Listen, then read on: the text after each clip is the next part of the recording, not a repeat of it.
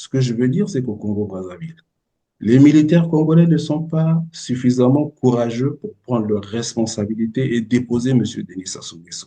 On prétexte toujours, oui, la France. Non, il n'y a pas de base militaire française au Congo-Brazzaville. Donc, les militaires peuvent prendre la décision de déposer M. Denis Sassou Nguesso le temps que la France arrive. Pour ceux qui pensent que la France arrivera, elle sera mise devant le fait. Nous ne sommes pas courageux. C'est pour ça que je vous ai pris le cas du colonel Goïta. Il faut que les Russes, que le président Poutine prenne conscience qu'il a sa place en Afrique, mais pas dans des projets mafieux comme celui de l'OEOTU. Oui, je posais la question en termes de priorité parce que lorsqu'on lit l'itinéraire, on parle de Pointe-Noire, Loutété, Maloko, très chaud, alors que nous avons à côté le chemin de fer qui pouvait donc assurer ce transport, mais qu'on a abandonné. Voilà, on pouvait refaire par exemple le chemin de fer Congo-Océan, c'est beaucoup plus facile que de construire un oléoduc. Monsieur Christian Perrin, cher Congolais, la solution, c'est le départ de Monsieur Denis Sassou Nguesso. La solution, c'est le pouvoir. Bien Et voilà, tant tout est que dit, voilà. la solution, elle est là, c'est-à-dire que le reste, on va tomber dans l'intellectualisme.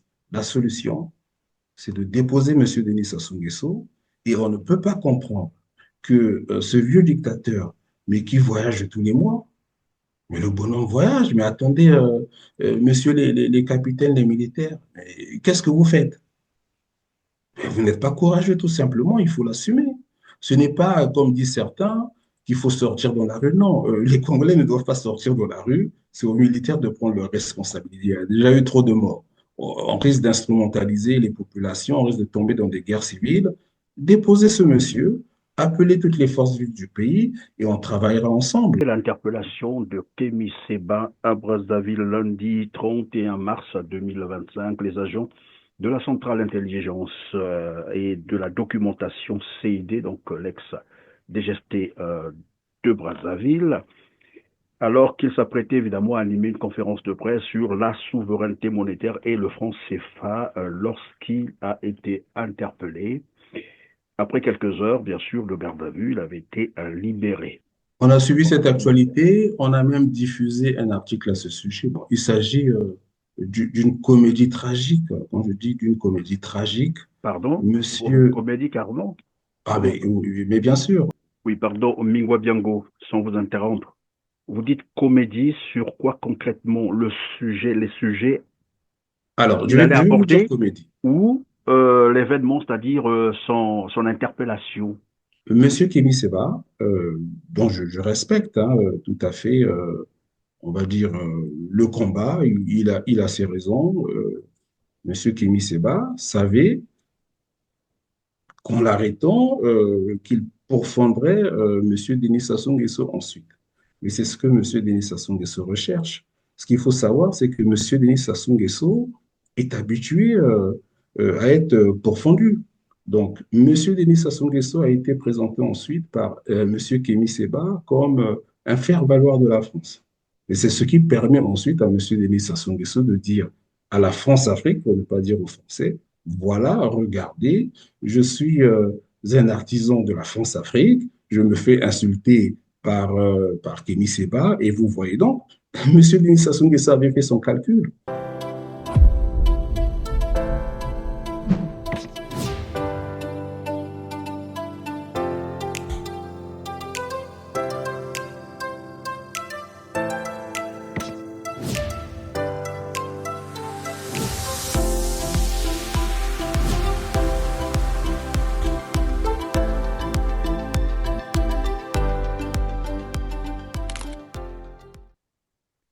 Mesdames, Messieurs, bonjour, ravi de vous retrouver sur RCT. Bienvenue dans ce tout autre numéro Droit de savoir. Un permis d'exploration pétrolière dans le parc naturel de Konkwati-Douli attribué à un groupe chinois. On en parle aujourd'hui avec Mingwa Biango, chef d'entreprise, fondateur du site d'information Congo Liberty, président de l'association Urgence Enfants Africains.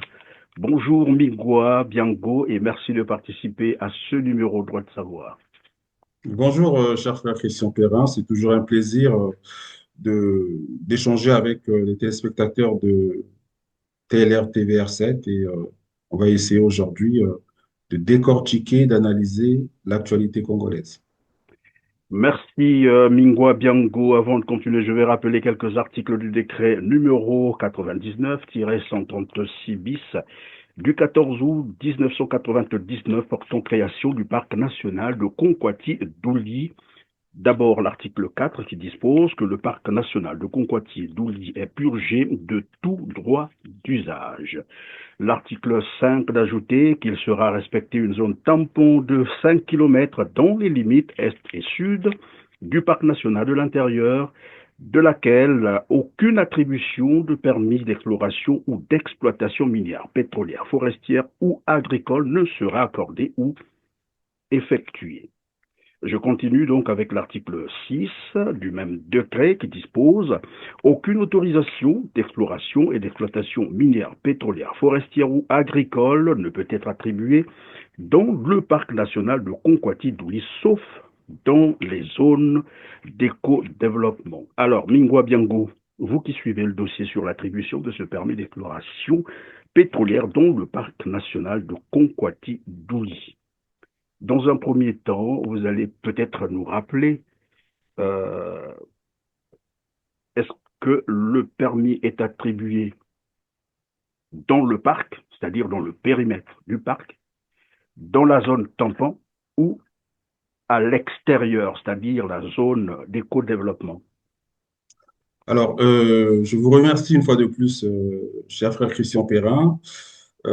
Déjà là, vous avez commencé en rappelant qu'il y a des zones tampons, ainsi de suite. Donc, aujourd'hui, on peut vous confirmer avec exactitude que le permis qui a été attribué à cette fameuse société chinoise dont on pourra revenir, pour expliquer qu'elle appartient en fait à Monsieur Bruno Ito, en tout cas au clan Sassou Nguesso, que à travers cette histoire, le gouvernement de M. Denis Sassou Nguesso ne respecte pas ses propres lois et ça ne nous surprend pas.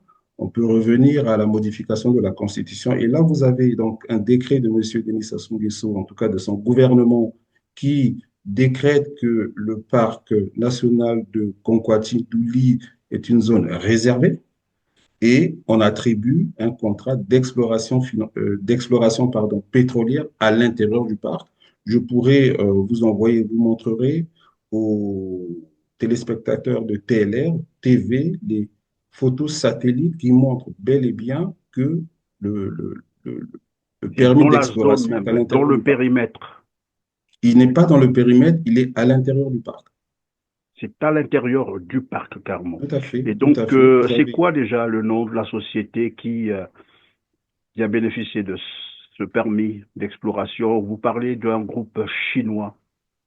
Alors, c'est comme ça que cette société est présentée. Alors, ce qu'il faut savoir, c'est que Monsieur Bruno Itoa, qui a attribué ce contrat d'exploration, est un cadre supérieur à la base du groupe Total. Donc, il connaît bel et bien comment les permis d'exploration sont attribués. Et là, il n'a pas du tout respecté cette attribution de contrat. La société s'appelle China All Natural Gas Overseas Holding United. C'est vrai que ça sonne bien quand vous l'entendez. Vous imaginez qu'il s'agit là d'un groupe pétrolier, tout simplement, sauf que cette société n'est enregistrée nulle part. Elle n'a aucune expérience dans l'exploration forestière, pétrolière. Et donc, là, vous comprenez bien qu'il y a une entourloupe derrière cette société qui est en fait une société écran qui va permettre encore aux dirigeants du Congo-Brazzaville actuel de piller et de provoquer dans ce parc ce qu'on appelle aujourd'hui un écocide.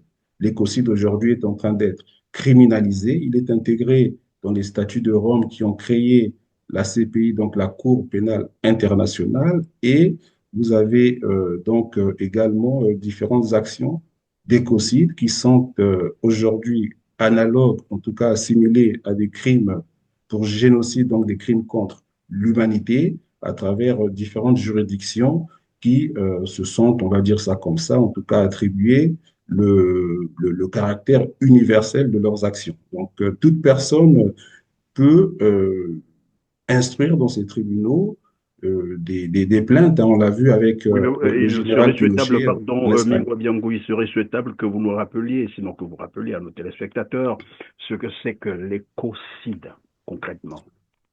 Alors, aujourd'hui, un écocide, alors je vais donc rapidement vous dire ce que c'est.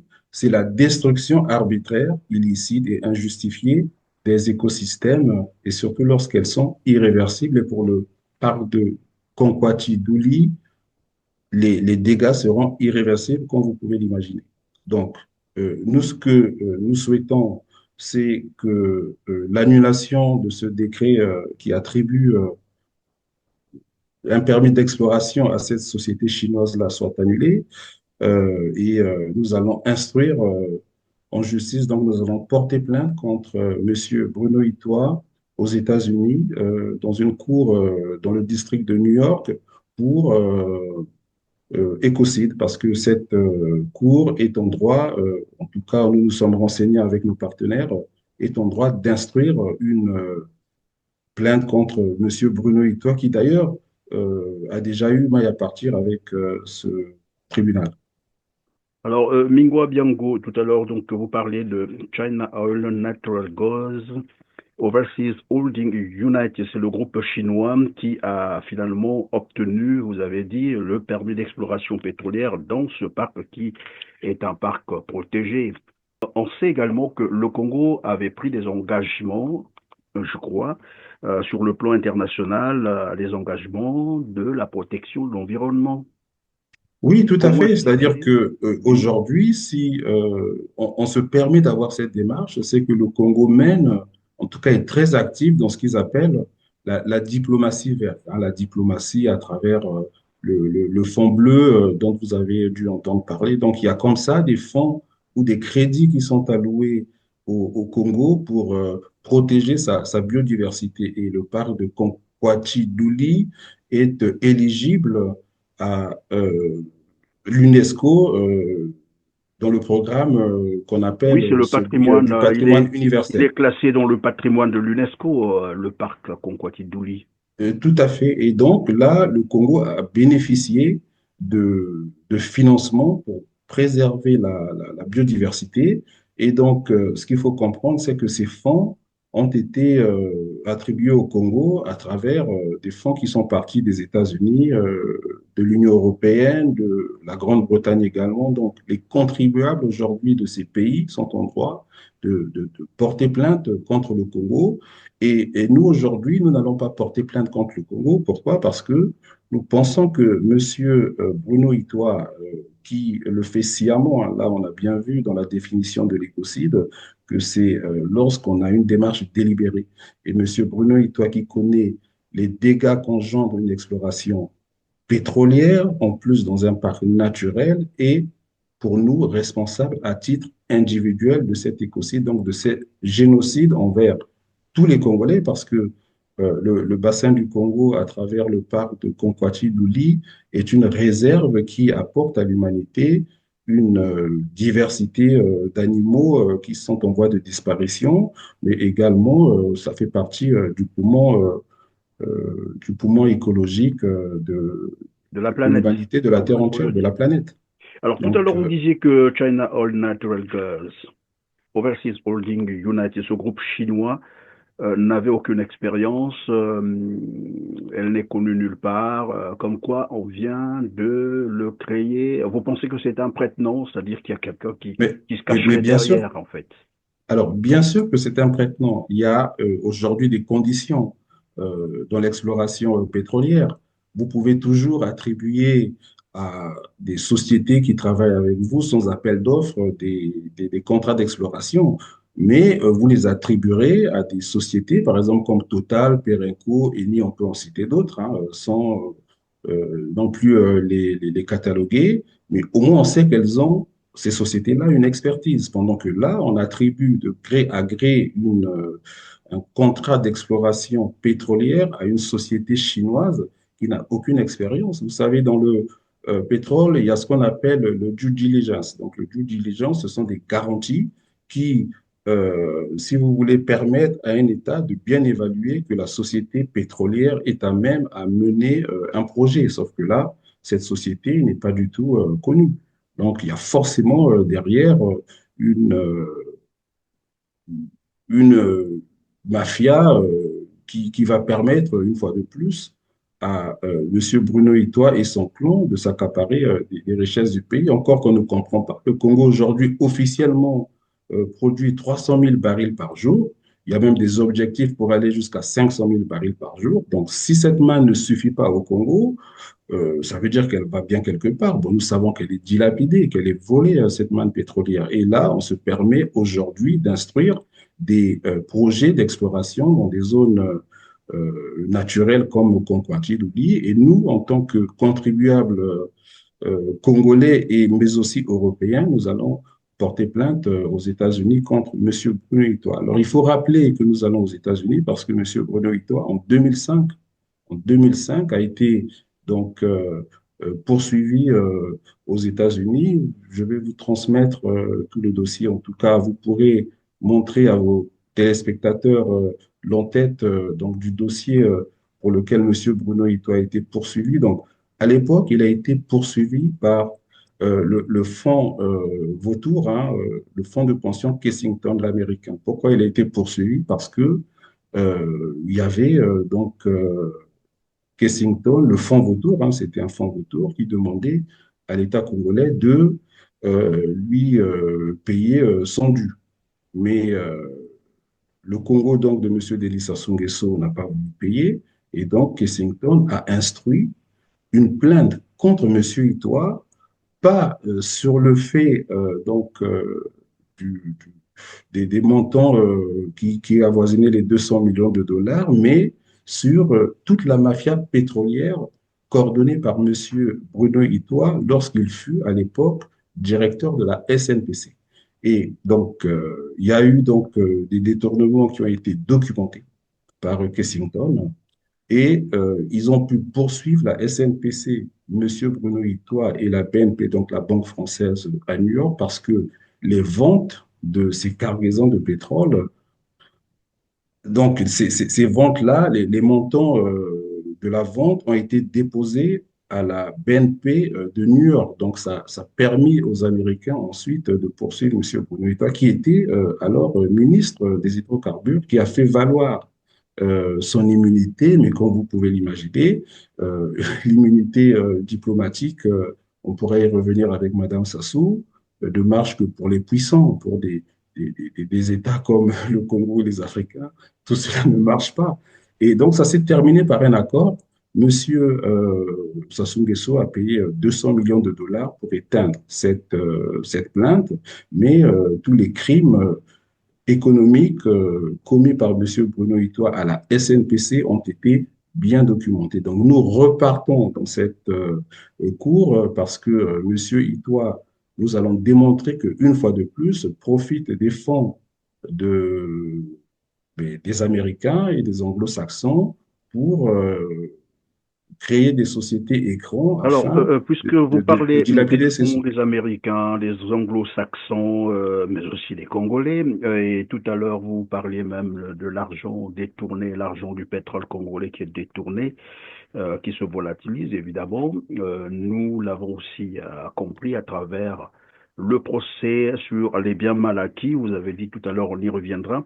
Alors, mais ce qu'il faut peut-être chercher à comprendre, comment expliquer que le Congo-Brazzaville, qui dans son engagement, bien sûr, la protection de l'environnement. Je disais tout à l'heure que le Congo a pris des engagements environnementaux et a eu à bénéficier plus de 182 millions de dollars. C'est quand même presque 110 milliards de francs CFA. Et que dans le même temps qu'ils se permettent à violer ses engagements, à commettre, comme vous l'avez dit tout à l'heure, l'écocide en attribuant des permis dans une zone protégée, le parc national de Conquati-Doli. Qu'est-ce qui peut expliquer ça? Ce qui peut expliquer ça, c'est l'antipatriotisme, tout simplement.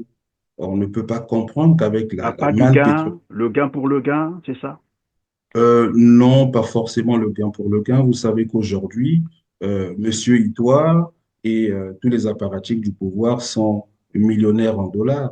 Qu'est-ce qu'on peut faire avec autant d'argent lorsqu'on sait que finalement, cet argent dans des comptes ne sont que des signatures. Et si demain ce pouvoir est chassé, ils ne retrouveront pas ces fonds. Donc, oui, c'est l'accumulation, mais c'est une accumulation, on va dire, diabolique.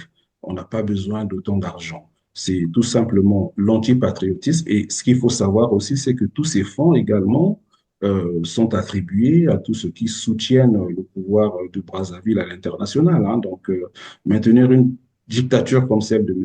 Sassou Nguesso a un coût et malheureusement, toute la clientèle qui tourne autour de M. Denis Sassou Nguesso sait que c'est un distributeur automatique de billets. Donc, cette dictature ne Oui, mais au peut détriment perdurer que par du la peuple congolais, corruption. est-ce qu'on peut penser là qu'il y a comme une certaine haine viscérale contre les Congolais? Comment accumuler tous ces milliards, des milliers de milliards, vous l'avez dit tout à l'heure, dans le même temps, les Congolais sont là en train de croupir dans la misère, alors que ce sont les ressources qui leur appartiennent. Oui, mais M. Dina Sassou Nguesso, comme on le sait, c'est quelqu'un qui voue aujourd'hui une haine contre les Congolais. Il n'est pas sorti indemne à son bout de la conférence nationale. Il a considéré que les Congolais ne l'aimaient pas et puis il a eu une cinglante défaite aux élections qui ont suivi la conférence nationale. Donc Sassou Nguesso est revenu avec cette haine des Congolais. Maintenant, il s'est entouré, il a sélectionné des personnes antipatriotiques pour travailler avec lui.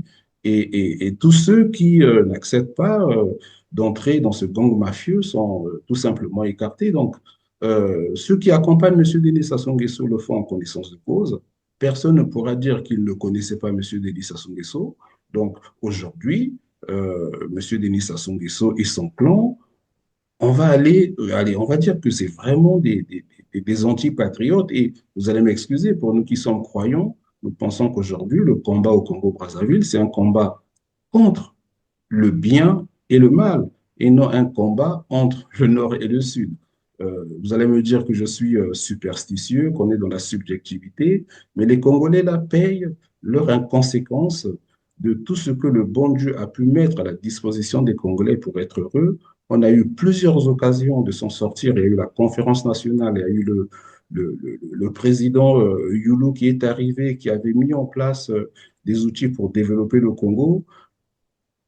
Toutes ces occasions ratées, on a assassiné des innocents dans ce pays, Marien Ngouabi, le cardinal Émile Biaïda, et il y a eu une chasse aux sorcières contre Puis il y a principalement eu les évidemment cadres des du sud du génocides, pays. des expéditions militaires punitives dans certaines Tout régions. ça, et donc il y a quelque part une malédiction qui aujourd'hui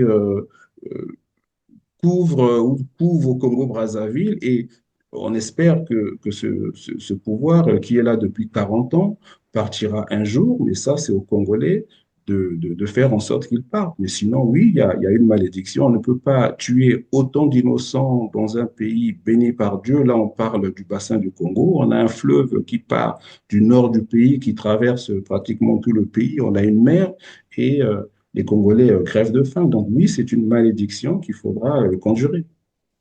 Alors, face à ces violations, j'allais dire flagrantes, d'abord les textes nationaux, mais aussi, voilà, les textes internationaux, quel est le risque encouru par j'allais dire le gouvernement congolais, non, par Jean-Bruno Itoa, Jean-Richard Bruno Itoa, Alors, puisque c'est lui qui a alors pour attribué ce nous, permis. Alors, pour nous, très sincèrement, c'est lui. Vous savez, aujourd'hui, bon, seul Monsieur Denis Sassou Nguesso, c'est vrai, décide sur les contrats pétroliers, mais les contrats pétroliers avec les majors. Sauf qu'aujourd'hui, Monsieur Denis Sassou Nguesso a plus de 80 ans, est fatigué, et derrière lui est constituée une mafia qui essaie de toujours s'enrichir illicitement. Et donc là, nous, attaquons, en tout cas, nous allons attaquer M. Bruno Itoie parce que, comme je vous le disais, c'est en connaissance de cause qu'il est en train de prévoir un écocide au Congo-Brazzaville, en particulier dans le parc de Konkwati-Douli. Donc, c'est lui que nous poursuivrons. C'est un multirécidiviste et aux États-Unis, il encourt 20 ans de prison. C'est pas pour rien que M. Denis Sassou Nguesso, en 2005, paye 200 millions de dollars. Donc là, nous repartons dans cette même cour, accompagnés de grandes ONG anglo-saxons. Je peux vous citer Stop Ecocide et également Greenpeace. Vous avez euh, Earth Insight également qui va nous accompagner. Donc, nous allons instruire un dossier contre lui.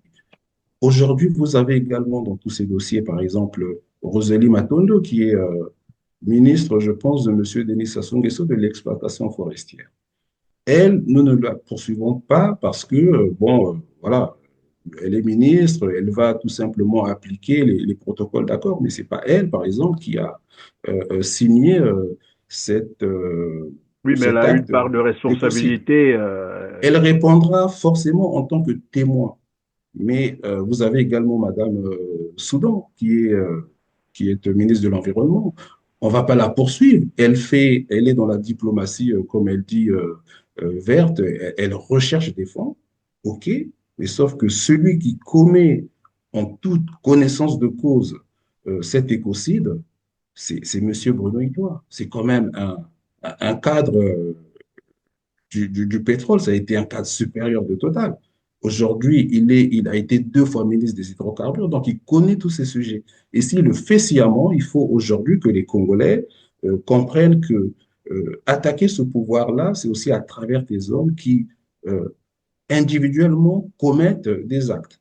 Aujourd'hui, on ne peut pas toujours dire, parce qu'on est ministre, tous les actes qu'on accomplit sont à attribuer à l'État. Non. Individuellement, il y a aussi des responsabilités. Oui, Et mais M. Jean-Richard Itoie, dans son arrogance, devra un jour, non seulement, comme je vous ai dit au début, en 2005, ont été documentées toute la mafia qui a organisé la SNPC. Aujourd'hui, il y a d'autres mafias qui sont organisées et à la SNPC et au niveau de son ministère. Donc, nous avons de quoi poursuivre M. Bruno Itoie. Après, on pourra également parler d'autres. Hein. Vous savez que autour de Conquati Douli, il y a également des permis d'exploration minière qui ont été attribués par M. Pierre Auba, qui est le ministre des Mines de M. Denis Sassou Nguesso. Mais aujourd'hui, notre avantage, c'est que nous travaillons avec des ONG qui ont cartographié la terre entière dans le Congo. Donc, on a aujourd'hui des photos satellites de Conquati-Douli avant et on les aura après également. Donc, quand il y aura un premier coup de pioche, nous serons au courant. Ils pourront mettre des mercenaires rwandais autour euh, de la concession de Conquati-Douli, mais les mercenaires Mais rwandais qui sont aujourd'hui d'autant à plus que Brazzaville ne pourront jusque-là, pas. on parle, oui, pardon, Mingwa Biango, d'autant plus qu'on parle encore de l'attribution du permis d'exploration.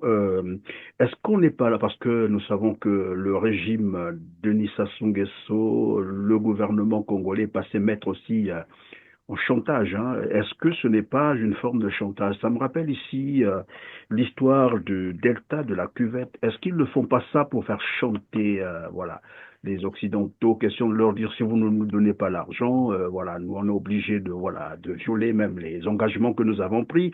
Est-ce que vous pensez qu'ils iront jusqu'au bout?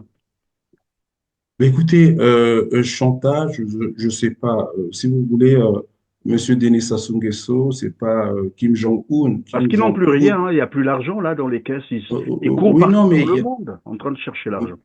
oui, non, mais il y a pas de chantage. C'est-à-dire que bon, on aurait pu en rire, sauf que si demain, Monsieur Christian Perrin, vous me dites, ben, écoutez, moi, je vais brûler ma maison. Si vous ne me donnez pas, je ne sais pas, 100 000 francs CFA, je brûle ma maison. Je suis en train de vous dire, écoutez, Monsieur Christian Perrin, ne faites pas ça parce qu'on a encore besoin de vous.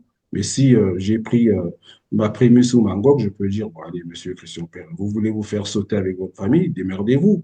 Donc, les Occidentaux Oui, peuvent mais il y a également l'autre dire, image qu'il faut prendre, démerdez-vous. pardon, Mingwa Biango. Il faut prendre l'image de quelqu'un qui a toujours assuré sa maison pendant 10 ans, 20 ans, 30 ans. Bah, il n'est rien arrivé à la maison.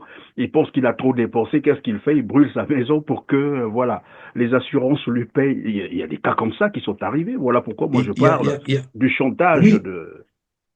chantage, non. Si vous voulez, il y a autour également de tout ce qui est écologie, une grosse mafia. Vous doutez bien que tous ces fonds qui sont attribués sont parfois détournés, redistribués. Il y a aujourd'hui une actualité sur le programme USAID, je pense que vous en avez entendu parler, où les États-Unis, tous les ans, attribuaient des milliards de dollars à des ONG européennes en particulier qui sont graissées. Donc, merci Donald Trump d'avoir mis un arrêt à tout ça. Aujourd'hui, il y a une réévaluation de l'USAID qui est faite, et tant mieux. Donc, il y a toute une mafia également dans l'attribution de ces subventions-là. Et donc, Monsieur Itoie, à travers ce- cette exploration future pétrolière dans le parc de Conquati, est tout à fait irresponsable et il mérite que tout cela se termine devant les tribunaux. Alors, si vous avez pris tout de même conscience de ce dossier ou de ce document, est-ce qu'on peut parler du local content, c'est-à-dire, comme tu dirais, le contenu local? Est-ce qu'à ce niveau-là, il y a des parts, parce que ça aussi, ça peut nous permettre de comprendre ce groupe, quelles sont les parts pour ce groupe et pour le Congo, Brazzaville, comment ça se distribue?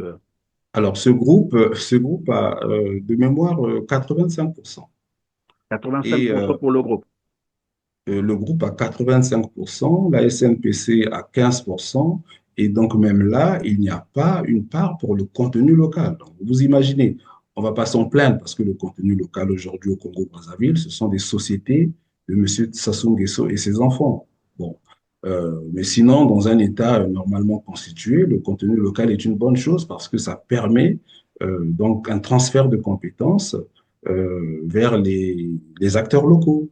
Sauf que là, même dans ce contrat, il n'y a pas de contenu local. Donc, vous voyez bien, et ça ne nous surprend pas que les lois au Congo-Brazzaville ne sont qu'artifices, personne ne les respecte.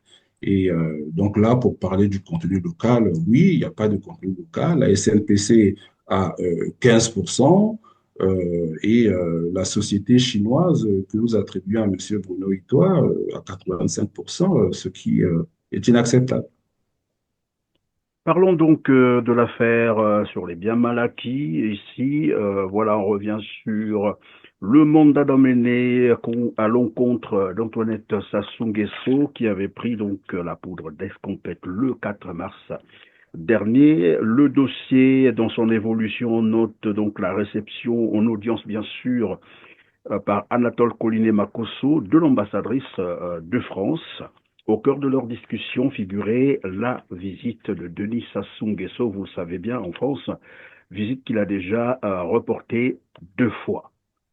Et dans le même temps, il est attendu, je crois, si voilà, il n'y a pas encore.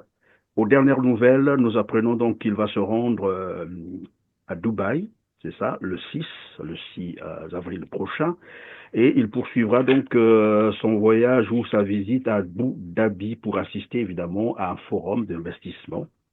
C'est ça, du 7 au 9 avril prochain, dans la capitale des Émirats arabes unis. Alors, Denis Sassou Nguesso reporté 2 fois de suite à une visite en France. Les raisons évoquées, j'espère que vous le savez, c'est le décès de sa nièce, donc la fille de son frère. Et là, il va s'envoler parce qu'on attend encore voir jusqu'au 6. Il va s'envoler pour Dubaï et Abu Dhabi. Qu'est-ce Mais que cela vous écoutez, inspire? alors, mais déjà, si vous voulez, bon, il y a plusieurs questions Oui, vous euh, pouvez répondre à celle que vous alors, croyez. on va commencer par la réception de l'ambassadrice de France au Congo-Brazzaville par Monsieur Colini Makosso, mais son Excellence Madame Claire Bodoni a également été reçue par Monsieur Denis Sassou Nguesso, donc, ce qui est normal. Si vous voulez, dans les relations d'État à État, il est normal que la France, les États-Unis, l'Allemagne, en tout cas leurs représentants au Congo, rencontrent les institutionnels, hein, même si pour notre part, nous considérons que le gouvernement de M. Denis Sassou Nguesso est illégitime. Donc, Oui, mais mais pardon, Mingwa Bianco, on va évoluer tout à l'heure. Mais lorsque vous dites, évidemment, c'est normal là, que l'ambassadrice rencontre les officiels, c'est tout normal. Ça, on peut tomber d'accord. Mais sauf que, en un laps de temps, elle a été reçue par Denis Sassou Nguesso, par le ministre des Affaires étrangères, donc Jean-Claude Gakosso, et là par le Premier ministre. Il y a quand Mais même quelque chose. j'ai envie de dire, Monsieur Christian Perrin, je sais que vous êtes un journaliste chevronné. Toutes les rencontres entre les ambassadeurs et les institutionnels, pour parler de, des ambassadeurs de France, hein, puisque c'est de la France qu'on parle, sont souvent des rencontres, j'ai pas envie de dire nocturnes, les gens se voient peut-être même tous les jours ou toutes les semaines. Là, on a officiellement des réceptions, donc on peut s'en réjouir, c'est-à-dire que l'ambassadrice de France peut rencontrer M. Collinet Makosso sans que cela ne soit rendu officiel. Donc, un diplomate peut rendre visite à des institutionnels, officiellement ou non. Donc là, réjouissons-nous plutôt que cela se fait au vu aussi de tout le monde. Mais pour parler de la France, ce que je veux dire, c'est que oui, M. Denis Sassou Nguesso veut la montrer qu'il a des bonnes relations avec la France. Mais ce que M. Denis Sassou Nguesso oublie, c'est que la France, ce n'est pas le Congo. C'est-à-dire que M. Denis Sassou Nguesso, qui est en même temps juge, policier qui contrôle tout. La France est un pays démocratique jusqu'à preuve du contraire. Monsieur Emmanuel Macron, le président de la France, n'a aucune autorité sur les juges. Vous voyez bien qu'en France, l'ancien président de la République, Nicolas Sarkozy, a été condamné une première fois. En tout cas, il a été condamné pour l'affaire Big Malion, je crois. Aujourd'hui, il a fait appel, mais il y a un réquisitoire qui demande sa condamnation pour 7 ans. Vous avez également Marine Le Pen, là c'est l'actualité. Donc, euh, Emmanuel Macron, le président de la République, n'a pas d'autorité sur les juges. Et donc, M. Denis Sassou Nguesso ne connaît pas bien la France. Il pense que la France est un État où M. Emmanuel Macron peut intervenir comme il veut dans les procédures judiciaires, ce qui n'est pas le cas. Donc, si M. Denis Sassou Nguesso décide d'annuler son voyage en France parce qu'il considère qu'on a maltraité son épouse suite à l'affaire des biens mal acquis, en particulier l'appartement pour lequel le juge Serge Tournaire l'a convoqué, si vous voulez, d'interlocuteur. Madame Denis Sassou Nguesso Tshibota est présumée innocente. Elle avait, comme vous le savez, un passeport diplomatique, mais je vous ai entendu dire qu'elle a pris la poudre d'escampette. Ce qu'on demande à Madame, de ce que je sais en tout cas, à Madame Antoinette Sassou Nguesso, c'est qu'elle prouve que c'est son appartement, en tout cas, qu'elle demande que les fonds qui ont permis l'achat de cet appartement-là ne sont pas des fonds illicites.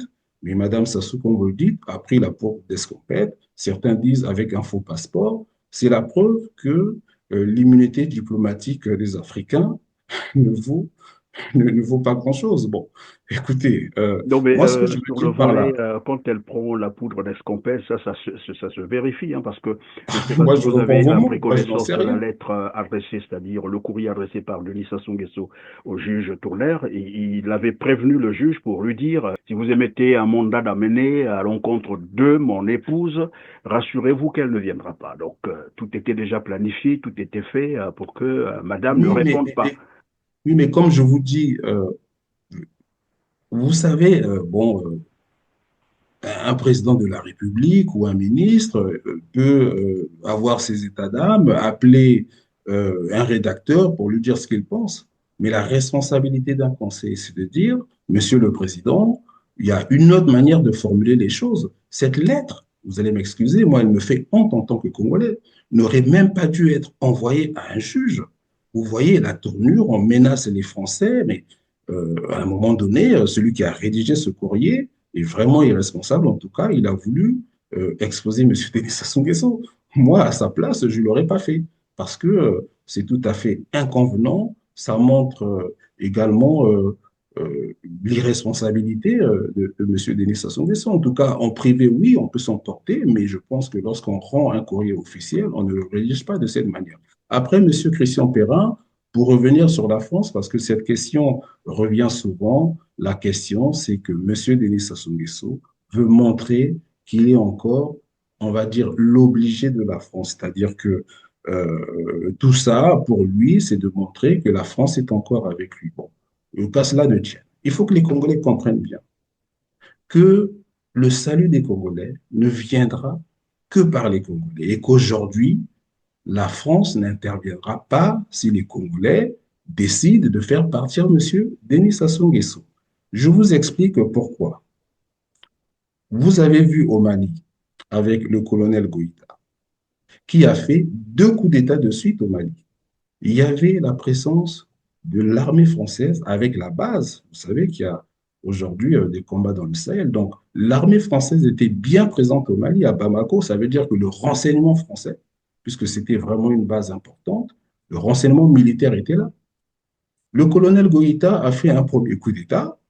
Ensuite, les Français étaient là, ils étaient surpris, OK, il a fait son coup d'État. On a il y a eu une presse qui a dit qu'il fallait revenir à la démocratie. Bon, M. Goïta ensuite a accepté qu'il y ait un président par intérim. Il était, je pense, président de l'Assemblée. Et M. Goïta, quelques mois après, a refait un coup d'État en présence des Français. Ça veut dire quoi? Ça veut dire que aujourd'hui, les Congolais, s'ils veulent renverser M. Denis Sassou Nguesso, peuvent le faire. M. Denis Sassou Nguesso utilise l'image de la France pour dire qu'il est soutenu. C'est peut-être vrai, c'est peut-être vrai, mais si les Congolais sont courageux, si on a des militaires courageux, ils peuvent. J'ai pas envie de dire descendre parce que moi je suis contre les assassinats des gens. Ils peuvent démettre M. Denis Sassou Nguesso et la France n'interviendra pas. Donc, s'ils ne le font pas, on va se le Vous dire, voulez dire monsieur. la France n'interviendra plus, parce qu'elle a toujours intervenu. Hein. Mais la France n'a jamais intervenu pour M. Denis Sassou Nguesso au Congo-Brazzaville, à ce que je Si, sache. Bon, c'est la France qui l'a intervenu ramené au militairement, pouvoir par coup d'État militaire, nous oui, le savons. Et non. pendant que nous parlions d'ailleurs de bien mal acquis, vous savez que sur Alors, le dossier, par exemple, monsieur Perrin, je vais des juste disparus terminer, du vous allez beach, m'excuser. je vais Vas-y. terminer mon idée sur le dossier des disparus du beach. Il est arrivé des moments où Denis Sassou Nguesso a eu à influencer la justice française par, bien sûr, le pouvoir politique français interposé. Hein, on a vu comment Alors, on a sorti notamment certains criminels congolais qui sont recherchés par la justice française. Je parle ici de Jean-François Ndengue, je parle de Pierre Auba, je parle de, voilà, tout on ce ne monde. parle pas de la même chose. Oui, mais je Alors, voulais juste rappeler pour dire qu'à un moment des donné, il y a interventions, il y en a eu de eu. l'autorité Je suis sur d'accord avec la vous. justice française. Je ne vous parle pas là de la justice. Je pourrais répondre à votre question, mais je vous parlais d'une intervention militaire. En Côte d'Ivoire, il y a eu une intervention militaire de la France. Au Tchad, il fut un moment où l'armée française a protégé Idriss Déby. Les rebelles étaient au port du Palais. Oui, ça existait. Ce que je veux dire, c'est qu'au Congo-Brazzaville, les militaires congolais ne sont pas suffisamment courageux pour prendre leurs responsabilités et déposer M. Denis Sassou Nguesso. On prétexte toujours, oui, la France. Non, il n'y a pas de base militaire française au Congo-Brazzaville. Donc, les militaires peuvent prendre la décision de déposer M. Denis Sassou Nguesso le temps que la France arrive. Pour ceux qui pensent que la France arrivera, elle sera mise devant le fait. Nous ne sommes pas courageux. C'est pour ça que je vous ai pris le cas du colonel Goïta. Et également, on peut prendre le cas du général Chani. Il y avait bien une base française. Il a fait son coup d'État. Donc, on peut faire un coup d'État au Congo pour déposer M. Denis Sassou Nguesso, prétexter toujours que la France, machin, non, acceptant que nous ne sommes pas courageux. Prenons notre courage à deux mains, que Bon, nos mais c'est vous militaires qui le dites. prennent. Alors, on va Ah, donc et c'est la réalité. revenir, oui, on va revenir sur quelle interprétation faites-vous de ce report à plus de 2 fois déjà, hein, ce report, ce double report, s'il faut l'appeler comme ça, de la visite de Denis Sassou Nguesso à Paris, alors que là, le 6, il a attendu à Dubaï. Mais Monsieur Denis Sassou Nguesso, vous allez m'excuser. Moi j'ai toujours un peu du mal à qualifier Monsieur Denis Sassou Nguesso de nom d'oiseau parce que nous sommes des Congolais, nous sommes des Bantous, on a un respect pour les anciens. Mais Monsieur Denis Sassou Nguesso ne mérite pas notre respect. Monsieur Denis Sassou Nguesso, c'est quelqu'un d'irresponsable. Euh, Après, les Congolais que nous sommes hein, sont toujours là à regarder. Est-ce que M. Denis Sassou Nguesso vient en France, machin? Non, il faut qu'on sorte ça de notre tête. Le Mais il président représente tout de Kabila, même le Congo lorsqu'il va à oui, l'extérieur non, ce au que je nom veux du dire par là, Congo-Brazzaville. oui, non, cher frère Christian Perrin, ce sont des sujets suffisamment sérieux. Ce que je veux dire par là, c'est que le président Emmanuel Macron, pour parler à M. Denis Sassou Nguesso, M. Denis Sassou Nguesso n'est pas obligé de se déplacer. Ils peuvent discuter ou ils discutent sans qu'on ne soit au courant. Je vous ai pris l'exemple d'un ambassadeur qui peut nuitamment rencontrer le président de la République, par exemple. Donc, que M. Denis Sassou Nguesso vienne en France ou pas, M. Denis Sassou Nguesso vient en France pour montrer aux Congolais qu'il est soutenu par la France.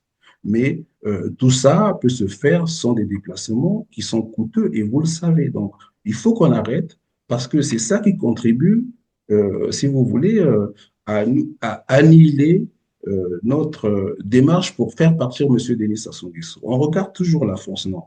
Puisque c'est le cas. Non, moi Si j'en on parlais pense parce que que la nous France, avons d'autres sources qui nous ont rapporté que finalement c'est Paris qui a refusé de le recevoir dans l'entretemps, probablement mais qu'après. peu importe, Monsieur Christian Perrin, excusez-moi de dire ça, ça on s'en fout. On sait bien que le président Macron ne porte pas Monsieur Denis Sassou Nguesso. Non seulement ils ne sont pas de la même génération, mais Monsieur Emmanuel Macron, le président français, sait que si aujourd'hui la France est onie dans les pays africains, c'est parce que des présidents comme les Denis Sassou Nguesso ont contribué à, à cette dégradation de l'image de la France. Ce ne sont pas les Français qui empêchent M. Denis Sassou Nguesso de construire des hôpitaux, des écoles, des routes pour le Congo-Brazzaville. Après, oui, M. Denis Sassou Nguesso est soutenu par la France-Afrique. Je fais bien une différence avec la France.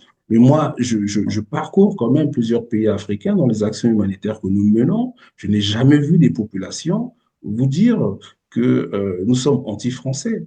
Anti-France-Afrique, les élites, oui, moi, le premier, je suis anti-France-Afrique, mais anti-français, comme on veut présenter les choses, c'est faux. Il n'y a pas de sentiment anti-français en Afrique, noir, francophone. Ça n'existe pas.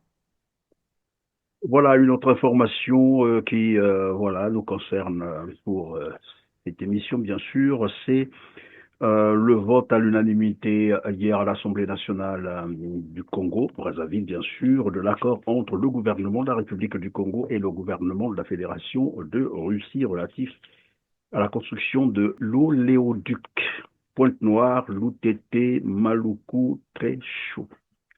Votre commentaire, le Congo a-t-il vraiment besoin de cet oléoduc? C'est une Vous avez priorité? répondu à la question. Vous avez répondu à la question, mais je ne suis même pas sûr que cet oléoduc-là se réalisera. Monsieur Denis Sassou Nguesso, aujourd'hui, pour la pérennisation de son pouvoir et la transmission monarchique de celui-ci à son fils, est en train, si vous voulez, de, de faire des partenariats avec la Russie. Mais cette logique-là, nous l'avons estimée en gros à 1500 milliards de dollars. Donc, il n'y a aucune utilité à faire cet oléoduc-là. Si aujourd'hui, c'est peut-être vrai, moi j'en sais rien, il se pourrait que dans la partie nord du pays, qu'il y ait un problème d'hydrocarbures, mais on sait à l'époque, on avait construit un dépôt du côté d'Oyo, je crois. Il suffit de faire des routes pour que des camions citernes alimentent le nord du pays. Et aujourd'hui, oui, le nord du pays est dans cette situation parce que M. Denis Sassou Nguesso, qui est originaire du pays, n'a rien fait dans le nord du pays. Et demain, oui, il faudra revenir à des sociétés comme OFNACOM, par exemple, hein, pour faire en sorte que les populations du nord aient des denrées alimentaires à des prix qui sont pratiquement égales à ceux qui sont pratiqués ou à Point-Nord ou à Brazzaville. Il faut donc demain qu'il y ait un véritable plan de développement de toutes ces parties enclavées du Nord comme du Sud. Mais tout ça, un oléoduc, c'est un endettement de plus. Nous avons, besoin de la Russie parce que la Russie est un grand peuple. Nous avons été, en tout cas ma génération, enseignés par des Russes hein, qui étaient à Brazzaville. Moi, j'ai fait une série scientifique. La série, c'est au lycée de la Libération, qu'on appelle aujourd'hui le lycée Savronien de Brazza. Mais tous mes professeurs de physique-chimie étaient des soviétiques, hein, pas forcément des Russes. Donc, les Russes, oui, au Congo-Brazzaville, mais pas à travers un oléoduc. On attend les Russes sur des projets technologiques. Aujourd'hui, vous qui suivez l'actualité, vous savez par exemple que les Russes ont une certaine expertise en informatique, dans le hacking par exemple. Donc, On pourrait attendre les Russes sur ce type de sujet, mais pas sur des oléoducs, et encore moins sur le volet sécuritaire. Donc, le Congo demain a besoin de la Russie, des Turcs, des Français bien évidemment, des Américains. En tout cas, il faut qu'on développe un multilatéralisme, mais ce projet-là n'a pas lieu d'être et il faut que les Russes, que le président Poutine prenne conscience qu'il a sa place en Afrique, mais pas dans des projets mafieux comme celui de l'OEOTU. Oui, je posais la question en termes de priorité parce que lorsqu'on lit l'itinéraire, on parle de Pointe-Noire, Loutété, Maloko, très chaud, alors que nous avons à côté le chemin de fer qui pouvait donc assurer ce transport, mais qu'on a abandonné. Voilà, on pouvait refaire par exemple le chemin de fer Congo-Océan, c'est beaucoup plus facile que de construire un oléoduc. Monsieur Christian Perrin, cher Congolais, la solution, c'est le départ de Monsieur Denis Sassou Nguesso. La solution, c'est le pouvoir. Bien voilà, Tant tout est que dit, voilà. la solution, elle est là, c'est-à-dire que le reste, on va tomber dans l'intellectualisme. La solution, c'est de déposer M. Denis Sassou Nguesso et on ne peut pas comprendre que ce vieux dictateur, mais qui voyage tous les mois, mais le bonhomme voyage, mais attendez, messieurs les capitaines, les militaires, qu'est-ce que vous faites? Mais vous n'êtes pas courageux, tout simplement, il faut l'assumer. Ce n'est pas, comme disent certains, qu'il faut sortir dans la rue. Non, les Congolais ne doivent pas sortir dans la rue. C'est aux militaires de prendre leurs responsabilités. Il y a déjà eu trop de morts. On risque d'instrumentaliser les populations, on risque de tomber dans des guerres civiles. Déposez ce monsieur, appelez toutes les forces vives du pays et on travaillera ensemble. On a aujourd'hui le cas du Gabon. Il y a le général Oligui qui a pris ses responsabilités. On peut discutailler en disant il n'y a pas de démocratie. Non. Très sincèrement, Monsieur Christian Perrin, pour le Congo-Brazzaville, nous n'avons pas besoin d'une démocratie à l'occidentale dès le départ de Monsieur Denis Sassou Nguesso. Nous avons besoin d'une période de transition stable avec toutes les forces vives du pays, sans élection, parce que si nous ne nous mettons pas les bases, c'est quoi? Au Congo-Brazzaville, le vote électoral est un vote ethnocentrique. Et tout conflit électoraux se transforme en conflit ethnique. Donc, on doit remettre les bases. Il nous faut euh, un régime fort. Si c'est un militaire comme le général Oligui, nous sommes preneurs, mais nous serons preneurs tout en restant vigilants. Voilà, pour terminer, donc c'est le dernier volet, l'interpellation de Kémy Séba à Brazzaville lundi 31 mars 2025. Les agents de la centrale intelligence et de la documentation CID, donc l'ex-DGST de Brazzaville, alors qu'il s'apprêtait évidemment à animer une conférence de presse sur la souveraineté monétaire et le franc CFA lorsqu'il a été interpellé. Après quelques heures, bien sûr, de garde à vue, il avait été libéré. Alors, Kémy Séba entre à Brazzaville par le beach de Brazzaville. Les autorités sont au courant. Voilà, il savait pourquoi il était là. Et curieusement, au moment où il s'apprêtait à tenir ou à donner la conférence de presse sur les sujets que je viens d'évoquer tout à l'heure, la souveraineté monétaire, dans une salle. On peut dire que c'est un siège, donc c'est, j'allais dire, un endroit privé, un milieu privé. Et voilà, les agents de la CID ont débarqué et les ont emmenés avec eux. Quelques heures après, ils ont été libérés. Vous avez suivi cette actualité On a suivi cette actualité, on a même diffusé un article à ce sujet. Bon, il s'agit d'une comédie tragique. Quand je dis d'une comédie tragique, Pardon, monsieur, comédie Carnon. ah mais bien sûr, vous savez, vous allez m'excuser, déjà, on parle du franc CFA. Il faut qu'on donne notre position sur le franc CFA. Donc, le franc CFA est une monnaie anachronique. Nous pensons qu'aujourd'hui, le franc CFA qui a été donc créé pendant les indépendances, qui avait donc pour objectif une économie de rente en faveur de la métropole, c'est-à-dire que ça garantissait aux... Oui, pardon, Mingwa Biango, sans vous interrompre. Vous dites comédie, sur quoi concrètement le sujet, les sujets Alors, qu'il allait je vais vous dire aborder comédie. ou l'événement, c'est-à-dire son interpellation.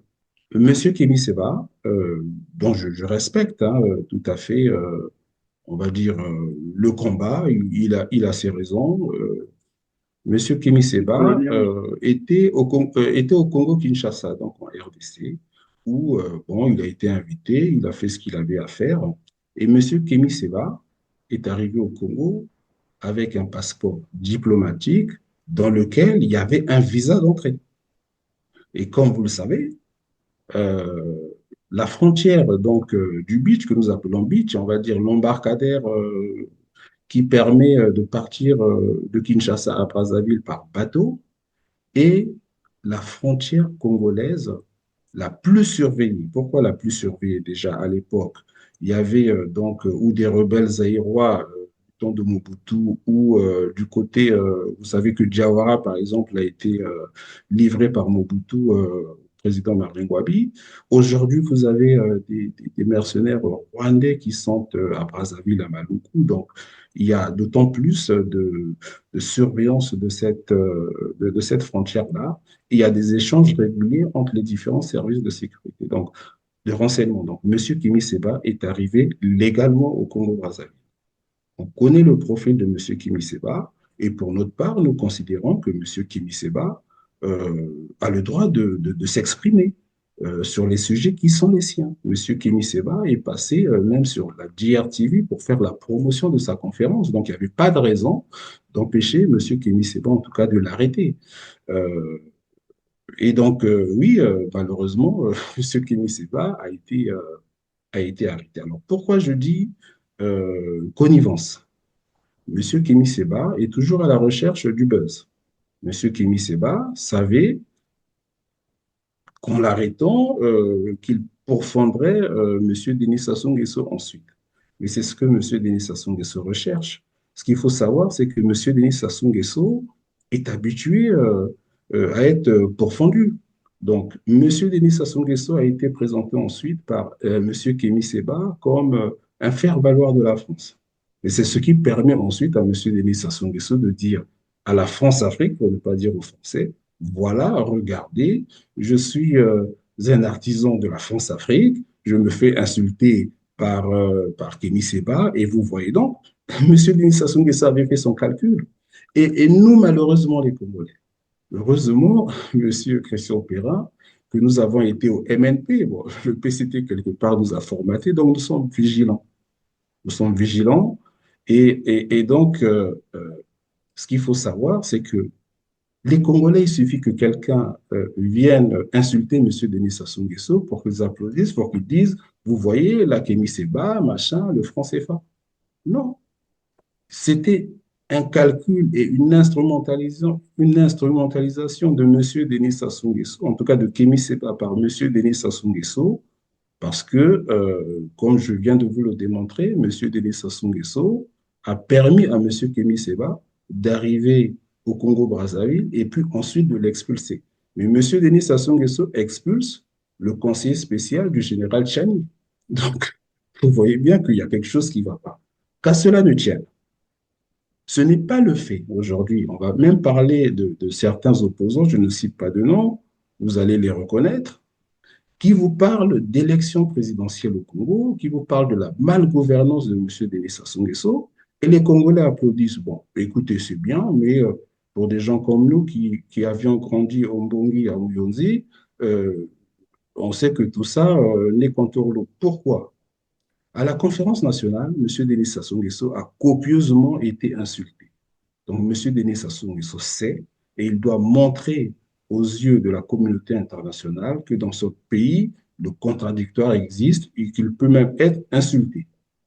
Mais ces En fait, opposants-là ont des pendant que vous limites. êtes en train d'évoluer, si j'ai bien compris, vous voulez là évoquer la stratégie de l'absurde, c'est ça. C'est-à-dire, on fait semblant de l'arrêter, après il va aller dénoncer, une façon aussi de passer le message dans l'autre sens pour dire, ben vous voyez, je suis toujours considéré comme celui qui Mais défend c'est tout à encore fait le ça. néocolonialisme, le franc C'est tout à CFA. fait ça. Et donc, Monsieur Kémy Seba n'est pas euh, le président Ahmed Sékou Touré qui est venu au Congo-Brazzaville le 5 juin 1963 et qui a fait un meeting qui a, si vous voulez, mobilisé tout Brazzaville.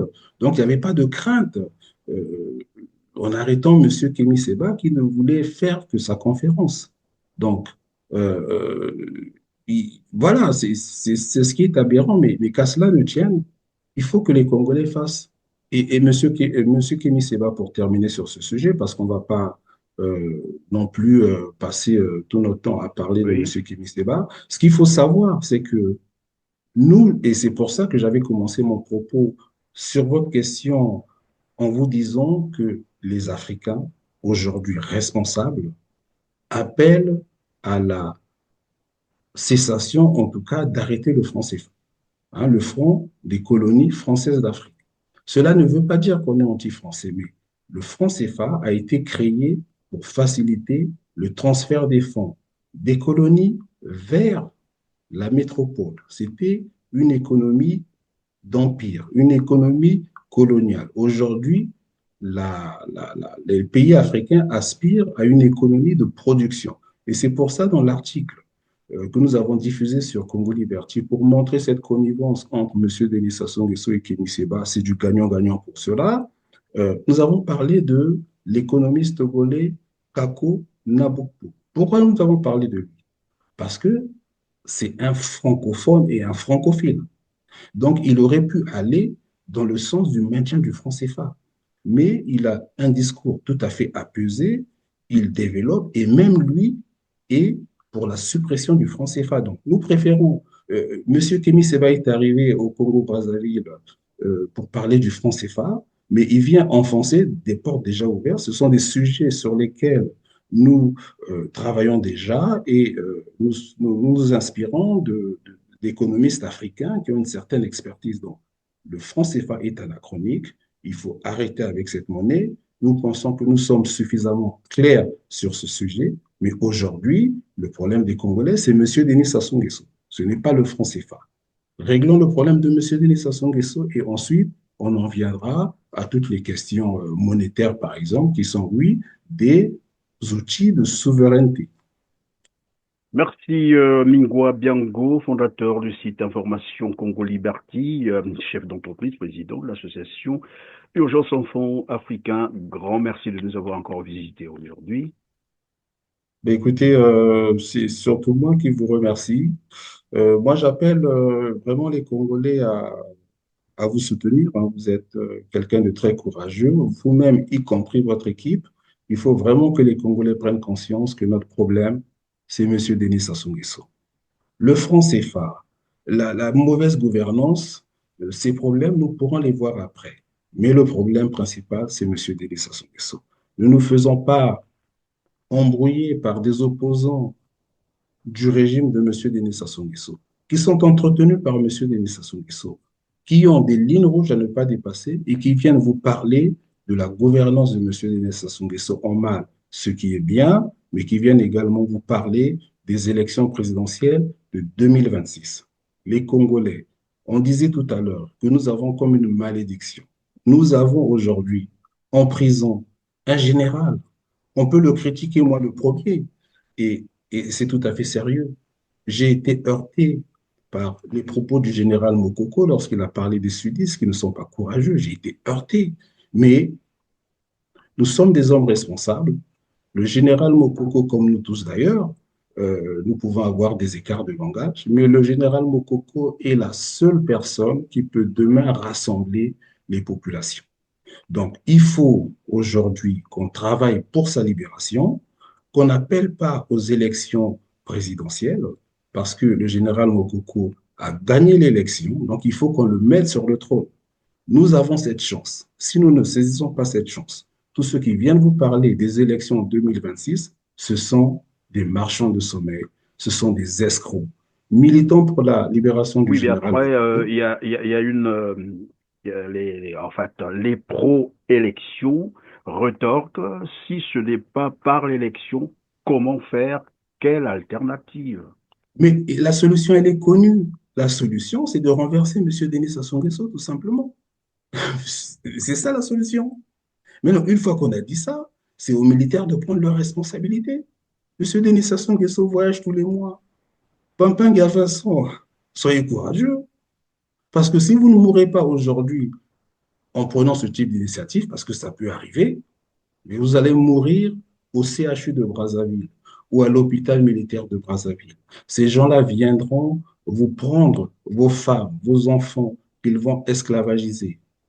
Sachez, chers Congolais, nous sommes aujourd'hui à l'étranger. On aurait pu se dire, débrouillez-vous. Mais ce pays nous a vu naître pour certains. Ce pays est l'héritage de nos ancêtres. C'est Dieu qui nous a donné ce pays. Donc, prenons le courage de toutes les façons. La solution, elle est connue, ce ne sont pas les élections. Le général Mokoko a gagné les élections. On l'aime pas, militons pour sa libération, installons-le au pouvoir et contraignons le général Mokoko d'apporter des solutions collectives pour le pays. Ce n'est pas un blanc-seing qu'on donnera au général Mokoko. La solution du pays est comme le disait le professeur Pascal Issouba, et ça c'était en privé. Le professeur Pascal Issouba disait que le principal problème du Congo, c'est la distribution du pouvoir entre élites politiques. Et là, je parle sur le contrôle de ceux qui sont encore en vie. Le professeur Pascal Issouba a tenu ses propos chez Christophe Mukwege juste après la conférence nationale, avant qu'il ne reparte au Kenya. Et c'est Oui, pour mais le ça, problème, c'est que vous faites du général Jean-Marie Michel Mokoko, certes qui est un prisonnier politique, vous voulez en faire une personne, comme qui dirait, un candidat providentiel, c'est ça? Il n'y a pas d'autres jeunes qu'on peut former pour prendre le pouvoir et alors, libérer finalement le général s'il y a un coup Mokoko, d'État par demain au exemple. Congo-Brazzaville, bien évidemment, on va composer avec. Maintenant, le problème de monsieur, du Congo-Brazzaville, pardon, ce n'est pas un problème de gouvernance économique. Monsieur Denis Sassou Nguesso, avec la manne qu'il a reçue, aurait pu construire ce pays. Malheureusement, il ne l'a pas fait. Le problème du Congo-Brazzaville, c'est la construction d'une nation, reconstruire la cohésion nationale. Et aujourd'hui, la personne qui a même de le faire, c'est le général Mokoko qui va quelque part euh, euh, inspirer une confiance aux nordistes et aux sudistes. On doit reconstruire ce pays. Lorsque vous avez la chance dans un pays d'avoir des hommes, je ne veux pas dire qu'ils sont parfaits, mais qui peuvent construire, en tout cas reconstruire cette cohésion nationale, il faut la saisir. Moi, personnellement, je n'ai jamais rencontré le général Mokoko. Je ne le connais pas. Je ne le connais pas, je suis du sud du pays, je ne suis même pas du nord du pays ou de son coin, Makwa. Mais je considère aujourd'hui, quand on aime le Congo, il faut aller chercher des hommes qui peuvent redonner espoir aux Congolais, les remettre au travail, c'est ce qu'il nous faut. Et je pense qu'aujourd'hui, parce qu'il ne faut pas oublier que le pouvoir de M. Denis Sassou Nguesso est un pouvoir militaire. Donc, lorsque un pouvoir militaire s'effondre, il faut contrôler le flux d'armes, le flux de miliciens dans le pays. Et aujourd'hui, nous pensons, et c'est pour ça que j'ai toujours théorisé, dans une transition au Congo-Brazzaville pour que ce soit un militaire, mais un militaire patriote qui va canaliser toutes ces pulsions parce qu'il ne faut pas non plus sous-estimer le fait qu'il y a beaucoup de Congolais qui veulent se venger et à raison. Vous avez eu des massacres, un génocide dans le sud du pays, en particulier dans le Poul.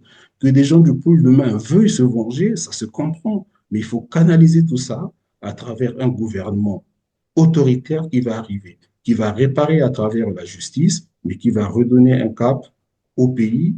Et nous pensons aujourd'hui que le général Mokoko, qui a aujourd'hui plus de 70 ans, de tous les cas, ne pourra pas rester plus de 10 ans au pouvoir. Et même s'il reste plus de 10 ans au pouvoir, demain, le but, c'est d'avoir une fonction présidentielle honorifique au Congo-Brazzaville, parce que la fonction présidentielle est l'une des causes de la déliquescence du pays à travers la conquête du pouvoir, parce que celui qui conquiert le pouvoir au Congo-Brazzaville, un peu comme en France d'ailleurs, c'est le roi, c'est celui qui décide de tout. Donc demain, il faut casser la fonction présidentielle et à ce sujet, vous avez une belle réflexion du professeur Bankou Dampélé, qui était un habitué de notre chaîne, je vais dire ça comme ça, qui a théorisé Et cette réflexion est encore disponible sur Internet, en particulier sur Congo Liberty, euh, repenser le président africain.